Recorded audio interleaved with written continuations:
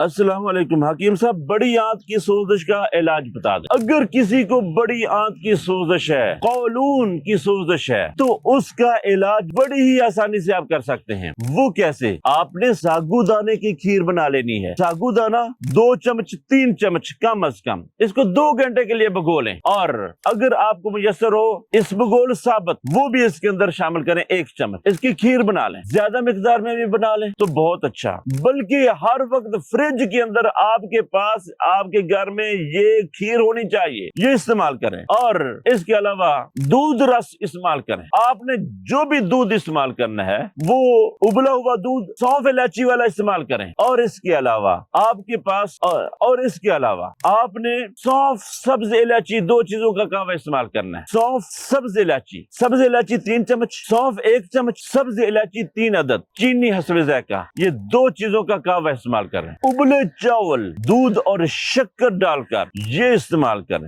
ये वो चीजें हैं जिनके इस्तेमाल से बड़ी आंत की सोजिश ऐसा ऐसा रफा होना शुरू हो जाएगी। और गर्म चीजें सारी की सारी बंद कर दें, देखना आपको पहले दिन ही अच्छा रिजल्ट मिल जाएगा इंशाअल्लाह।